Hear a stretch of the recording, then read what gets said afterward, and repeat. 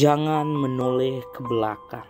Kejadian pasal yang ke-19 ayat 17 dikatakan adalah, larilah, selamatkanlah nyawamu. Janganlah menoleh ke belakang dan janganlah berhenti dimanapun juga. Di lembah Yordan, larilah ke pegunungan, supaya engkau jangan mati lenyap.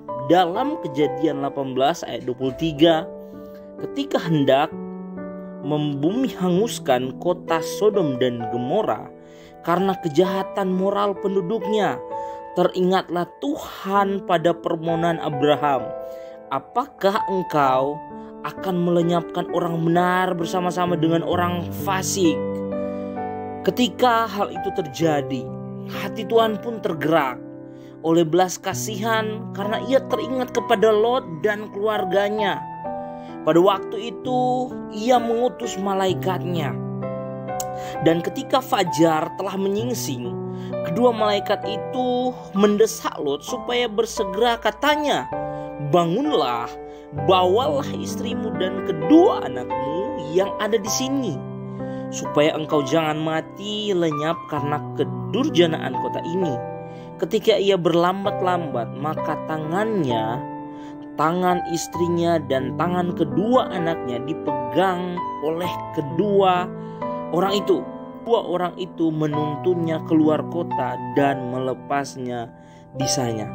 Menoleh ke belakang adalah hal yang paling sangat tidak bisa kita lupakan, karena menoleh ke belakang adalah kembali kepada kehidupan lama, berkompromi dengan dosa, mengingat-ingat kehidupan di masa lalu. Dalam Kejadian yang telah kita dengar tadi, di situ mengatakan bahwa Tuhan hendak mengasihani dia, keluar kota dan melepaskannya di sana. Sebagai ciptaan baru, kita perlu mengingat betapa besar pengorbanan Tuhan akan kehidupan kita. Kita sering berpikir bahwa rencana kita adalah rencana yang terbaik, tetapi di satu sisi Tuhan punya yang terbaik dalam kehidupan kita.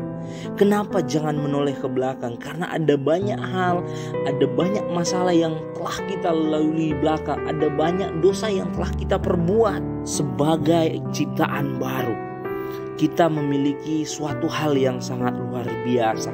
Ketika bangsa Israel dilepaskan dari perbudakannya di Mesir, Raja Firaun tak berhenti untuk mengejar mereka, sehingga bangsa Israel dihadapkan dengan suatu pilihan, mau taat kepada Tuhan atau kembali kepada kehidupan lama sebagai budak. Menjadi pertanyaan dalam kehidupan kita sekarang. Apa yang akan kita kerjakan sekarang sebagai ciptaan baru di dalam Tuhan? Kita harus benar-benar meninggalkan kehidupan yang lama, kehidupan yang mungkin banyak mengecewakan hati Tuhan. Tetapi firman Tuhan datang di pagi ini mengingatkan kita bahwa kita harus tetap pandang Yesus sebagaimana yang telah difirmankan. Karena Tuhan punya rencana yang terbaik dalam kehidupan kita. Karena kenapa? Suatu arah yang sangat luar biasa yang Tuhan berikan kepada kita adalah arahan di mana kita memiliki berkat dan menikmati janji Tuhan. Pilihan ada dalam tangan kita. Kita mau terus hidup dalam kuasa kegelapan mengingat masa lalu, atau hidup terus dalam rencana Tuhan? Yang menjadi pertanyaan, pilihan ada di tangan kita. Masihkah kita mau menoleh ke belakang, atau kita mau arahkan pandangan kita kepada Tuhan untuk menikmati janji yang Tuhan sudah berikan dalam kehidupan kita? Karena kenapa? Berkat janji yang sangat luar biasa. Puji Tuhan, mari kita berdoa. Terima kasih Tuhan untuk pagi ini. Engkau luar biasa dalam kehidupan kami, mengajarkan kami untuk tidak terus menoleh ke belakang, tetapi kami terus menghadapkan pandangan arah kami hanya untuk menuju setiap janji yang Tuhan berikan dalam hidup kami. Terima kasih Tuhan untuk firman-Mu. Berkati kami di pagi ini. Setiap keluar masuk rumah kami Engkau memberkati. Apapun aktivitas kami, usaha pekerjaan kami, Tuhan melindungi dan Tuhan memberkati. Kami bersyukur, berdoa di dalam nama Tuhan Yesus Kristus. Kami melangkah dengan iman dan penuh pengharapan di dalam nama Yesus. Haleluya. Amin.